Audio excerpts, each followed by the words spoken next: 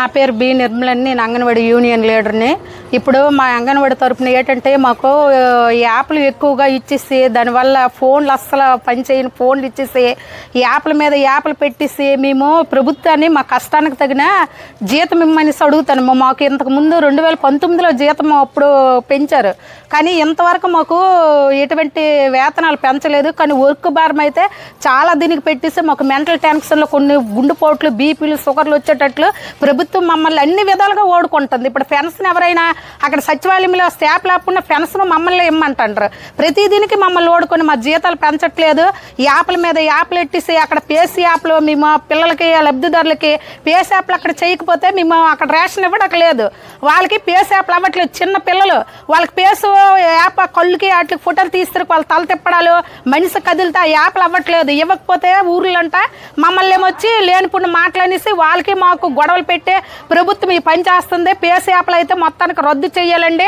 వాళ్ళు ఊరు వెళ్ళొచ్చు, ఆ క్షణానికి నెట్ అవుతుంది, అవ్వట్లేదు.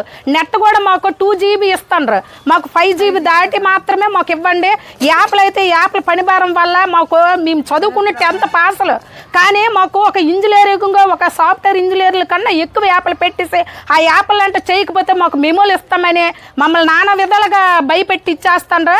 మాకైతే జీతాలు ఎప్పటి నుంచో మేము పని ఏదో రకంగా పని నేర్చుకొని ఏదో రకం చేస్తారు, కానీ మాకు ట్రైనింగ్లు కూడా ఇవ్వట్లేదండి. ఒక యాప్ పెట్టారని దాని మీద ట్రైనింగ్ ఇవ్వాలి, కానీ ఎటువంటి ట్రైనింగ్లు కూడా లేవు. లేకుంటే అది అవ్వాలనేసి మమ్మల్ని ఆఫీస్ పరంగా మాకు అధికారులు మమ్మల్ని ఒత్తిడి చేసి లేనిపుని వల్ల మమ్మల్ని ఆందోళన చేసి చాలా మందికి అయితే మైండ్లు పనిచేయక బ్లడ్లు కరుకులు అయిపోయి మంచాలు పట్టేసి ఉన్నారు, గుండెపోటులతో పడిపున్న వాళ్ళు ఉన్నారు. కానీ మేము ఎన్ని విధాలుగా ప్రభుత్వానికి మా బాధలు చెప్పుకున్న సరే మమ్మల్ని గుర్తించట్లేదు. ఇదిగో అదిగో అనేసి లేనిపుణ్య అసలు అప్పుడు మాకు తెలుగుదేశం పార్టీలో మేము 42 రోజులు సమ్మె చేసేటప్పుడు మాకు పెంచుతామని హామీ ఇచ్చారు. వైఎస్ఆర్ దీంట్లో మేము 42 రోజులు ధర్నా చేసేటప్పుడు మాకు హామీ ఇచ్చారు తెలుగుదేశం పార్టీ.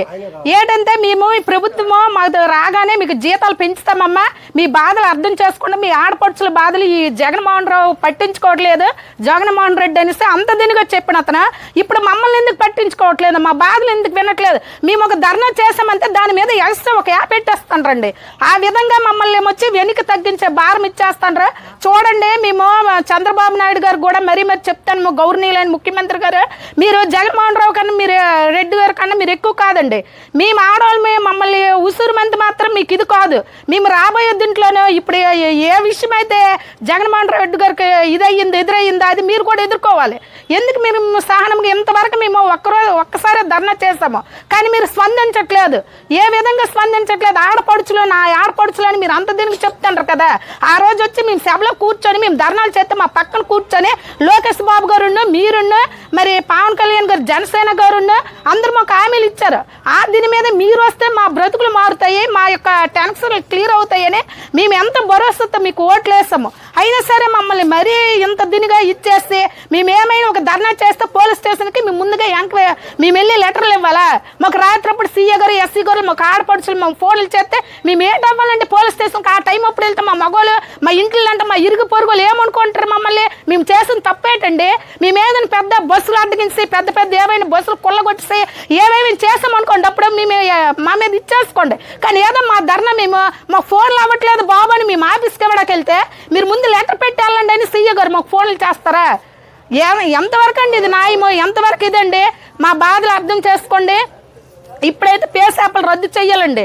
దయచేసి లబ్ధిదారులు పేదోళ్ళు ఆ రోజుకి మేము ఇస్తే ఆ ఫుడ్ వాళ్ళకి పేదోళ్ళు చాలా విధాలు గుడ్డు కొనుక్కోలేని వాళ్ళు ఈ రోజు ప్రభుత్వం ఇచ్చిన దయ వల్ల గుడ్లు తింటాండ్రు. ప్రతి ఒక్క రోజు గుడ్డు తింటాండ్రు. కానీ ఆ గుడ్లు ఏమనివ్వకుండా మీరు పేస్ యాప్లని పెడితే మేమేం చెయ్యాలండి? ఇంకెవరికి చెప్పాలి మా బాధలు? మాకు జీతాలు ఏపాటండి. మీరు ఇచ్చిన 11,500కి ఉదయం నుండి 4 వరకు టెన్షన్లే. ప్రతి ఒక్కరికి సమాధానాలు చెప్పాలి. మేమేమైనా దొంగలమండి? మాకు పేస్ యాప్ అయితే కానీ మీకు గుడ్డు ఇవ్వకూడదంటే పెద్ద పెద్ద కోట్లు కొల్లగొట్టిన వాళ్ళు ఉన్నారండి, లంచాలు తీసుకున్న వాళ్ళు ఉన్నారు. వాళ్ళ మీద ప్రతాపం చూపించండి. మేకేటండి ₹1 గుడ్డుకి మా పైసలతో మీరు లెక్కలు చెప్తారు. కోట్లు తిన్నాలో మీ రాజకీయ నాయకులు అలా కొల్లగొట్టి నంచాలు తెప్పుతారు. వాళ్ళు ఇచ్చేయండి. కోట్లు పేద ప్రజలకు రావాల్సిన నిధులతో వాళ్ళు ఆడుకుంటారు. వాళ్ళ మీద మీ ప్రతాపం చూపించండి.